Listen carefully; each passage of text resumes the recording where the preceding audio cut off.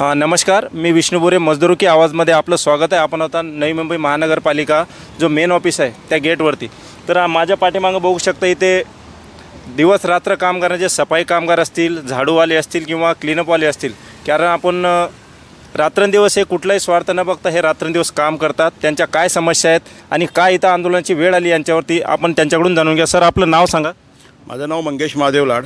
आता हे मोठ्या संख्येने इथं महिला आहेत, काही कामगार असतील, हे कशासाठी बसली इथं आंदोलनासाठी? नवी मुंबई महानगरपालिकेत एकूण 8,500 कामगार विविध विभागात काम करतात। या महानगरपालिकेत कायमस्वरूपी कर्मचारी एकही नाही। या महानगरपालिकेतील कार्यक्षेत्रातील नागरिकांना सर्व सुविधा देण्याचं काम आमच्या लोकांचं आहे। कचरा उचलणे, रस्ते साफसफाई करणे, हॉस्पिटलमध्ये सेवा देणे, विद्युत पुरवणे, पाणी पुरवठा करणे, मत्स निस्सारण वाहिन्या साफ करणे, 100% काम इथे कंत्राटी पद्धतीवर होतं। या महानगरपालिकेतील सर्व कामगारांना समान काम समान वेतन देण्याचं धोरण नवी मुंबई महानगरपालिकेने 2007 साली स्वीकारलं होतं। पण समान काम समान वेतन धोरणानुसार देण्यात येणारं वेतन आणि किमान वेतन याच्यात तफावत आल्यामुळे शासनाने मध्ये ह्यांना जोपर्यंत समान काम समान वेतनातील त्रुटी दूर होत नाहीत तोपर्यंत किमान वेतन द्या असा आदेश दिला होता। 2022 साली आम्ही लोकांनी आंदोलन केलं आणि नवी मुंबई महानगरपालिकेने एक प्रस्ताव शासनाकडे पाठवला की ह्या महानगरपालिकेतील या सर्व कर्मचाऱ्यांना समान काम समान वेतन द्या। त्या प्रस्तावाला माननीय नगरविकास विभागाने मंजुरी दिली आणि अधिनियमातील तरतुदी आणि प्रचलित नियमानुसार कारवाई करण्याचे आदेश 25 सप्टेंबर 2024ला नवी मुंबई महानगरपालिकेला दिलेले आहेत। 30 सप्टेंबर 2024ला माननीय आयुक्तांनी एक समिती बनवली आणि त्या समितीने याच्यावरती अभ्यास करून अहवाल सादर करावा असं माननीय आयुक्तांना आदेश दिले। 3 ऑक्टोबरला आमच्या संघटनेने नवी मुंबई महानगरपालिकेला 12 पानांचं पत्र आणि साधारण 200 पानांचे सपोर्टिंग डॉक्युमेंट दिले किंवा समान काम समान वेतन कामगारांना का झालं पाहिजे, 2007 पासूनचं वेतनवाढ कामगारांना का मिळालं पाहिजे, याचे सर्व डॉक्युमेंट्स आम्ही महानगरपालिकेला दिले। आणि 4 दिवसापूर्वी आम्हाला असं कळलं की महानगरपालिकेने जो काही अहवाल बनवलेला आहे समितीने, त्या अहवालामध्ये यांचं असं म्हणणं आहे की समान काम समान वेतन दिल्यास कामगारांचा पगार कमी होईल, म्हणून यांना किमान वेतन दिलं पाहिजे।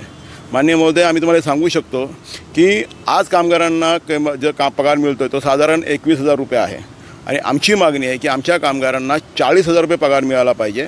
आणि तो का मिळाला पाहिजे, त्याचं मागचं कारण काय आहे, कायदेशीर तरतुदी काय आहेत, याचा सर्व लेखाजोखा आम्ही महानगरपालिकेला दिलेला आहे।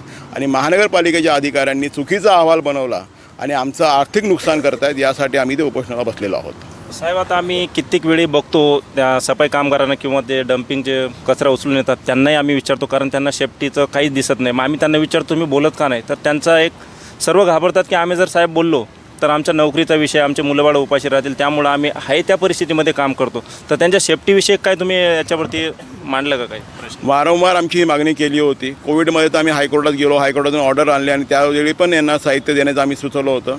वारंवार मागणी करण्यात येत आहे की नवी मुंबई महानगरपालिकेची आम्हाला पेमेंट स्लिप मिळावी, सोबतच काम करताना सुरक्षा साहित्य मिळावं, रस्त्यावर काम करणाऱ्या कामगारांना जॅकेट्स मिळावे, कचरा उचलताना हातमोजे मिळावेत।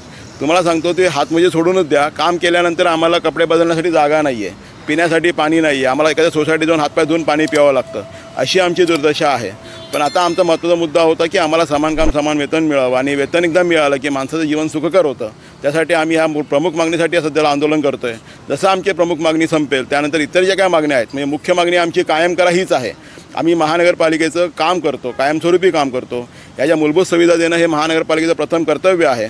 आणि असं कर्तव्य पार पाडत असताना इथे कंत्राटी पद्धतीवर कामगार नेमण्यास शासनाने बंदी केलेली आहे। तरी पण ठेकेदारांच्या आणि महानगरपालिका अधिकाऱ्यांच्या स्वतःच्या भल्यासाठी इथे ठेकेदारी पद्धत राबवली जात आहे।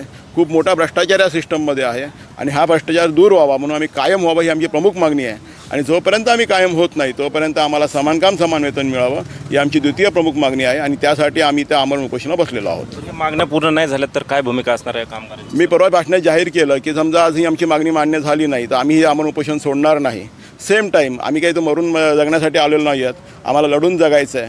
त्यासाठी आम्ही असा निर्णय घेतला आहे की आमच्या सर्व कामगार संघटनांनी एकत्र यायचं, आम्ही सर्व कामगार संघटनांना आमंत्रित करू, त्यांच्यासह चर्चा करू, एक कृती समिती बनवू आणि सर्व कामगारांचे मिळून सर्व नवी मुंबईतलं काम म्हणजे पाणी पुरवठा असेल, कचरा वाहतूक असेल, साफसफाई असेल, हे सर्व काम बंद करण्यात येईल याची आम्ही तयारी केलेली आहे। सर, काय मागण्या आहेत त्या लोकांच्या आणि काय समस्या आहे त्यांच्या? गेल्या मागील 2007ला नवी मुंबई महानगरपालिकेने असं धोरण स्वीकारलं की भारत देशामध्ये, महाराष्ट्र राज्यामध्ये समान कामाला समान वेतन देणारी ही एकमेव महापालिका जी कामगार हितासाठी समान काम समान वेतन देते, पण आज 2007 ते 2024 एवढ्या मोठ्या कालखंडामध्ये समान काम समान वेतन कामगारांना दिलं गेलं नाही. वारंवार समाज समता कामगार संघटनेच्या माध्यमातून अनेक मोर्चे, अनेक आंदोलनं काढलं गेलं, अनेक आमरण उपोषण, साखळी उपोषण केलं गेलं. बऱ्याच वेळेला संपाची सुद्धा हाक दिली गेली आणि 4-8 दिवस महापालिकासुद्धा बंद झाली. आजही महापालिका कामगार हिताचा निर्णय घेत नाही. त्या महापालिकेच्या निषेधार्थ म्हणून जे 27 तारखेला महामोर्चा जो काढला होता, ज्या मोर्चामध्ये 8,500 कामगारांपैकी जवळजवळ 4,000-4,500 कामगार सामील होऊन आपली मागणी जी हक्काची आहे, न्यायी मागणी आहे, ती न्यायी मागण्यासाठी या महापालिका मुख्यालयावर आली होती. तेव्हापासून तर आजपर्यंत हा साखळी उपोषण चालू आहे. आजचा हा सोमवार, मला वाटतं 30 तारीख. आज आम्ही हे काही कामगार आमच्या आमरण उपोषणाला बसलेले आहेत. महापालिकेने लवकरात लवकर निर्णय घ्यावा. जो समान काम समान वेतनाचं धोरण स्वीकारले त्याची अंमलबजावणी करावी आणि या 8,500 कामगारांना त्याचा लाभ मिळावा. अन्यथा येणाऱ्या काही दिवसांमध्ये बेमुदत संप करावा लागला तरी पण ते आम्हाला करावं लागेल. शेवटचा प्रश्न, जसं की साहेबांनी सांगितलं आहे, महानगरपालिका आणि काही भ्रष्ट ठेकेदार असतील त्यांच्या संगनमताने हे सर्व प्रकार चालू आहे, तर तुम्हाला काय वाटतं, या कामगारांची दिशाभूल करत आहे का महानगरपालिका आणि ते भ्रष्ट जे ठेकेदार आहेत? या महापालिकेमध्ये जवळजवळ साफसफाईचे 96 गट आहेत, 100पेक्षा जास्त आहेत. व बाकीचे काही विविध विभागातील जे काही ठेकेदार आहेत, असे पाहता 1-200 ठेकेदार या महापालिकेमध्ये कार्यरत आहेत. ठेकेदार 200 आणि काही महापालिका प्रशासकीय अधिकारी, या दोघांच्या संगनमताने कामगार हिताचा निर्णय आला का यांचे हात आखूड असतात. जर महाराष्ट्राच्या मुख्यमंत्री ज्यावेळेला तत्कालीन मुख्यमंत्री एकनाथरावजी शिंदे असताना त्यांनी निर्देश दिले महापालिका यांना आपले शासन स्तरावर की प्रशासनाने आयुक्तांनी निर्णय घ्यावा आणि ह्या कामगारांना समान काम समान वेतन लागू करावं आपल्या स्तरावर. आजही त्याची अंमलबजावणी झालेली नाही. का तर या ठेकेदार 200 पोचले जात आहेत, अधिकाऱ्यांची पोटं भरतात, पण 8,500 गरीब कामगार जे उन्हातानामध्ये ऊन वारा पावसामध्ये जे अविरत काम करतात, ज्या महापालिकेला महाराष्ट्र राज्याचे संत गाडगेबाबा अभियानाचे प्रथम क्रमांकाचे 3 पुरस्कार मिळवून दिले. भारत सरकारचा, केंद्र सरकारचा सर्वात स्वच्छ आणि सुंदर शहर म्हणून 3ऱ्या क्रमांकाचा स्वच्छ सर्वेक्षण अभियानाचा पुरस्कार मिळाला. या 8,500 कामगारांच्या मुलं मिळाला.